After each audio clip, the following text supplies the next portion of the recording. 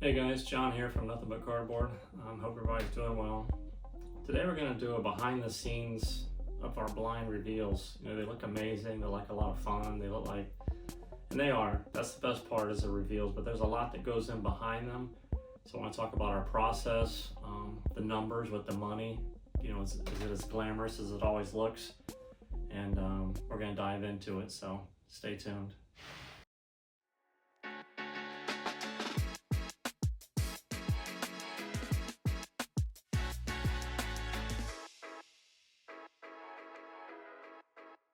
Alright guys, thanks again for joining us today. Like I said, this is a look behind the reveals. Some are, they look great, fun, and really profitable, but there is much more to a grading submission, and I wanted just to share that with you today and try to break down time spent, process, profits and losses. We don't make money on all of them. Sometimes you take a loss, sometimes it's a wash. So instead of you guys just looking at me, I'm gonna use some of our old thumbnails and go through, and then I'll have some numbers on here that I'll need later to break down. So instead of looking at me, you'll just be able to look at the screen and see that. So before I get started, I just want to say it's a hobby for us. It's not a business. If you see this picture, we're laughing, we're having fun. This is before we had the studio set up, and one of our first orders we got. This video is back from 2021. So it is for fun. It is a hobby, but you still have to make money. You still have to, be able to keep it going. If you're not making money, you can't buy more cards, and you can't doing it. So it is nice when you get the cards back and they grade well. You see us high-fiving, and we're happy for whoever's cards they are we get back. That's genuine. That's not us doing that for the video. We're actually happy for that guy, and it just means that what we're doing is paying off. Next, I wanted to talk about like I said, it's not all glamour. You can lose money pretty easily. A couple ways is if you send the wrong cards, if you don't pre-grade your cards well and only send your best cards, if you get a bad grader. We've knocked on the graders before and blamed them. Sometimes it is them, sometimes we just might have missed something. Player issues. Sometimes there's stuff that's out of our control. Injuries happen, players make stupid decisions. So like last year, you had Burrow and Herbert both had hand injuries and they got hurt, and it affected their play. Burrow didn't even play for the whole year, so their cards went down. Ohtani, when he got hurt and he could only hit, he couldn't pitch, his cards went down. When he had the gambling issues with his interpreter, people were like, I hope it doesn't come out that it was him that was doing it, and he was telling his interpreter. So there's a lot of things that can happen on and off the field, injuries and non-injuries, that can cause cards to go down. And Mac Jones was a Pro Bowler first year, and then after that he went down. Trey Lance, same thing, really sought after high. He was going to be the 49ers, got hurt. Wander Franco, 4 choices with women. So you guys get the gist of it. So there's a lot of stuff that can happen that's outside of our controls that can cause us to have pain and issues with the grading process. So it's a lot of work, can be frustrating. Like I said, you can get the bad grader, you can have a bad day. This can cause you to lose money, and you wasted your time basically. So that's why we keep saying that. So before we hit the next one, I just want to ask you guys, leave a comment down below, leave a like. If you're not a subscriber, hit that subscription button. We appreciate you guys. We're getting close to, I think, 3,300 subscriptions, so we appreciate that. So my experience in buying cards to get graded is it takes me about 20 to 25 cards to get a handful that are worth graded. So 20, 25 cards to get 3 or 4. If I'm lucky and get the right guy, then I may be able to get more.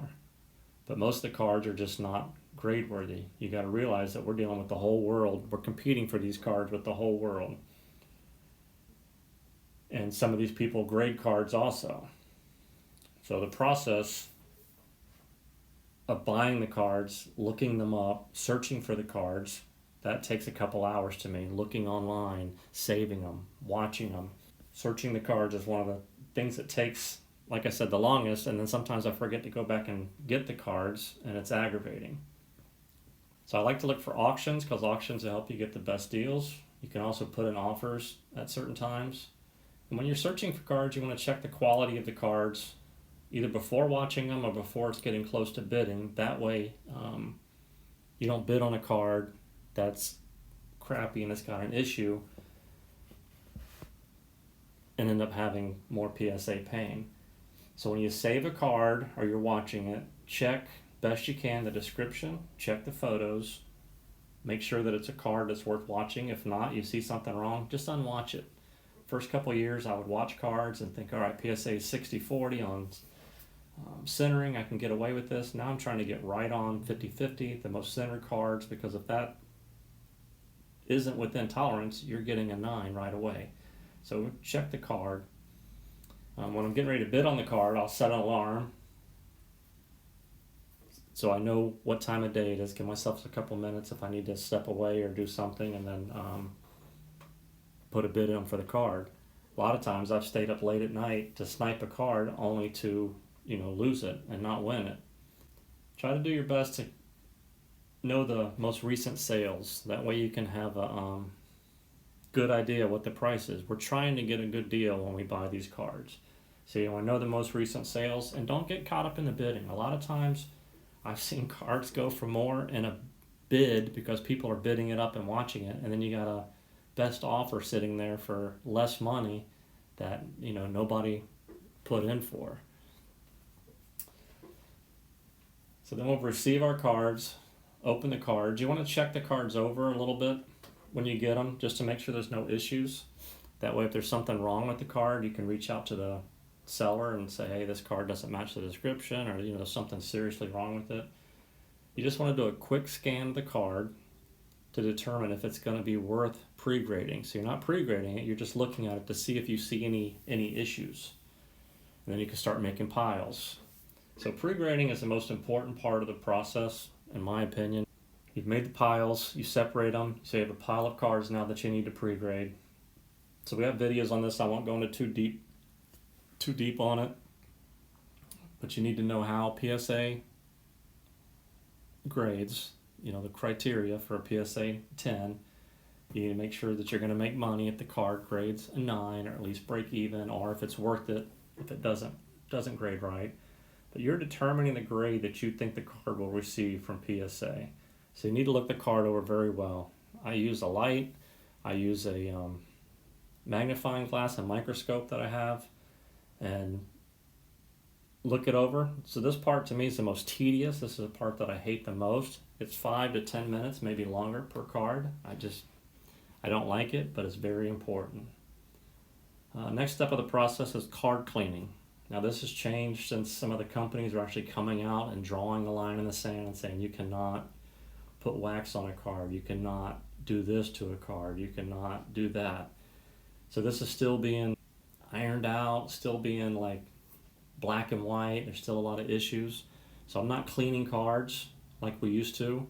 Used to spend 15-30 minutes cleaning a card, trying to get it clean with some wax and polish. So the only thing I'm going to do now is if there's any fluffies, take them off. That's not, in my opinion, changing the card. I'm just taking something off. I'm not putting anything on the card that's going to cause it to turn green or alter it later. I'm not trimming any corners, and I'm wiping off the fingernail or the fingerprints and putting it in the one touch to get ready to submit. So this part has come down a lot in the process, but back for the last year, it's been like 15 minutes. All right, so when you have enough cards, it's time to do the PSA submission. So the more you do these submissions, the easier it gets, like the process, where to go, how to put it in. For me, the problem here is the parallels and the colors, and there's so many different cards. So for me, this is hard to put in. PSA does have the new app now that you can take a picture. It'll scan it on the app. You can start your submission there. So far, it's a coin flip if it actually recognizes the card and the player. A lot of times it'll recognize the card and gets the type, but it's got a different player. So it's still like a work in process, but that does help. So Cody and John usually are really good at doing our entering the submissions. So you got to enter them, package them, do all of your printing and the label and put stuff on the outside of the box. So this can take 15 to 30 minutes. And like I said, once you get used to it, you're doing it more and more, this process becomes even easier and even faster. So ungradable cards you get back, the other pile that you made, you have to list and sell to eBay. So usually it'll take 3 to 5 minutes to sell a card. You just find an old card or the card you went, go in and list it, put in the condition, the price you want, the shipping, all of that. You enter your own information. If there's anything seriously wrong with the card, we put it in there. Otherwise, we say near mint, mint or better. Check pictures. If you have any questions, let us know. Usually we're taking a loss. We list them for a buy it now, and it's usually a lower offer than our lower price than the cards are going for. So that's about 3 to 5 minutes to get those sent. Then the hard part is waiting. You have to wait a couple months to get the cards back. When they finally come back, you got to open the cards. We do a reveal. So for us, it's another hour, hour and a half, because we'll shoot the video, and then John or Cody usually will edit the videos, do all that stuff, make thumbnails, list it to YouTube. So it takes a lot longer. For you guys, it will probably be like 5 to 10 minutes. Open the cards. The most enjoyable part by far, especially if they grade well, is getting the cards back, seeing how they graded, and doing the reveals. Now, we don't like to peek. Lately, it's becoming harder and harder not to look at the grades. I mean, there's so many. Before you used to log into PSA and put in your information. Now you have the app. You just open it and it brings it right to it, and you can see it. So it's even more tempting and harder. But we don't peek at the grades before we get them back. That makes the reveals even funner, more enjoyable, and you're seeing our reaction as we get the cards back. So you got the slabs back. Next step is to either list the slabs or to store them. So if it's not football season and we're going to store the cards, you have to have a system that you store the cards, put them somewhere so you know, okay, these I need to list in August, September, October. You should have a different section where you keep your slabs that are listed on eBay that are ready to go. So you just have to have a system for either listing those slabs or storing them until you're ready to list them. You can also use the pictures from the PSA app. You can just use the pictures that they show for the reveal, slap that in your description. You don't have to have the card on you. You can do it actually before you get the cards back. People are looking up their grades and just submitting them because they know the cards are coming. They're going to get them in a couple days, and they'll go ahead and get them listed on eBay to try to get them sold. All right, so your cards sell, either the raw ones that you listed or the slabs. So you just need to know how to package them.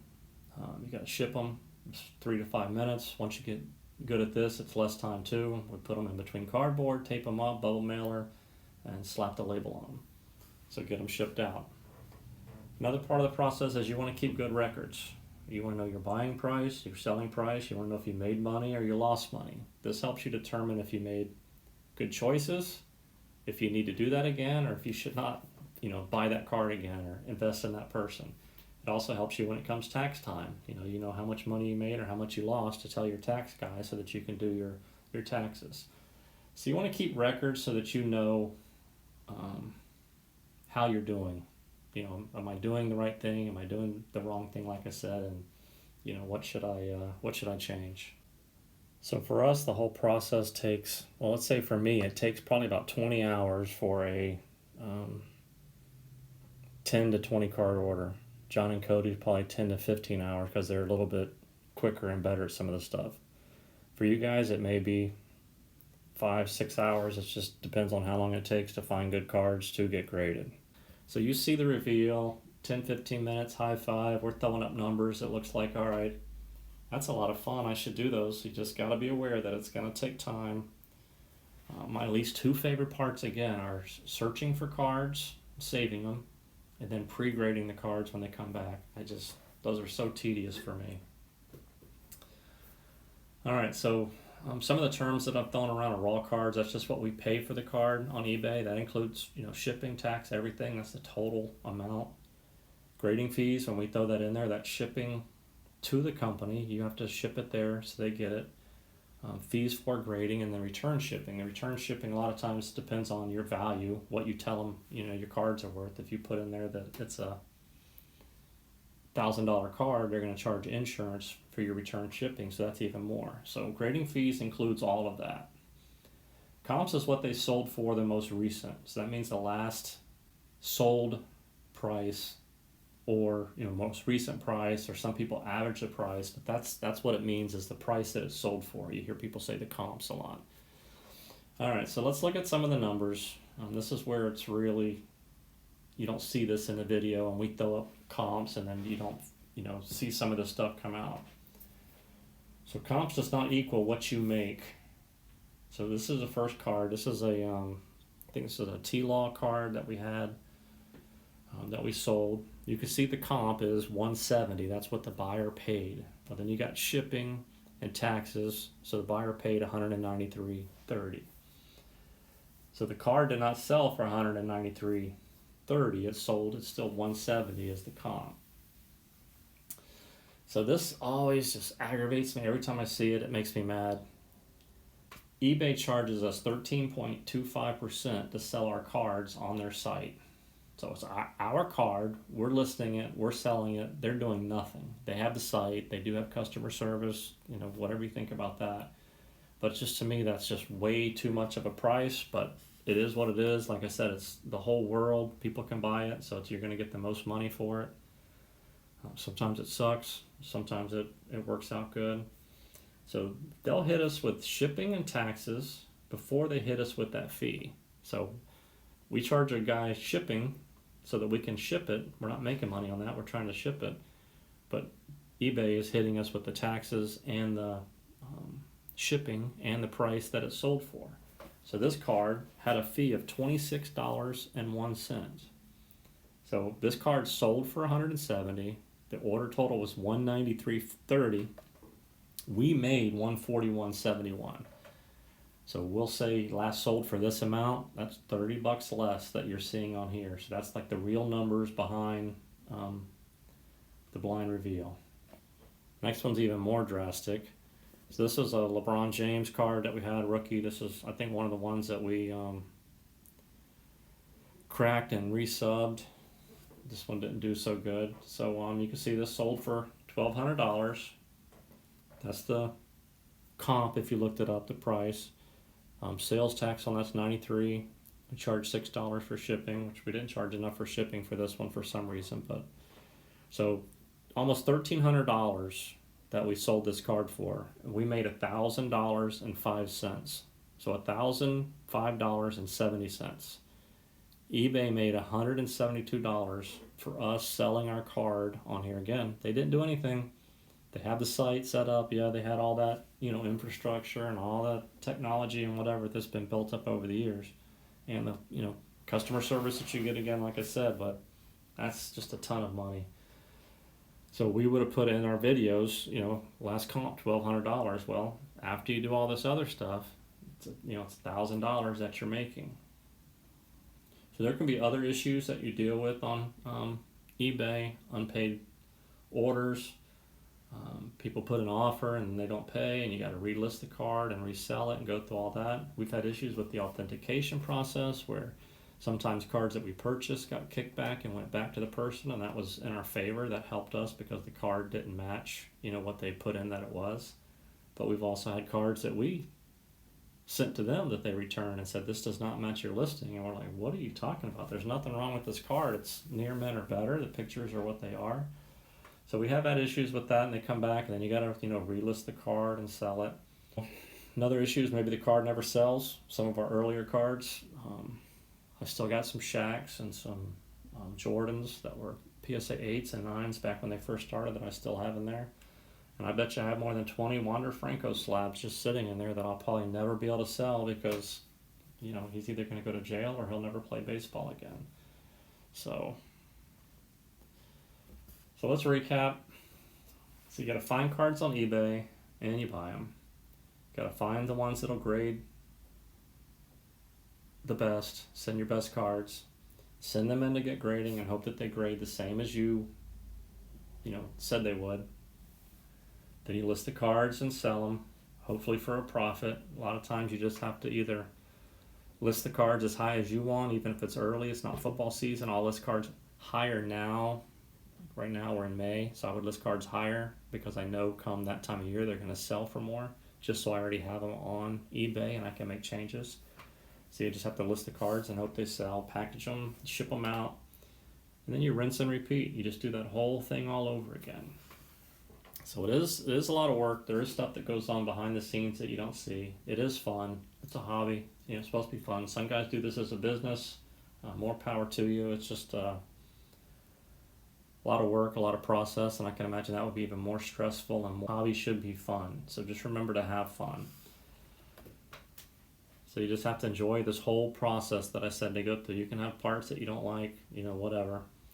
So we appreciate you guys. I hope you can see the amount of work that goes into one of our PSA reveals, and it kind of tells you what it would take for you to do your own submission to make it, profitable and see how it works. And I told you mine was searching cards and also pre-grading them. So just let me know down below what's your least favorable part. And again, appreciate you guys watching. Have a good day.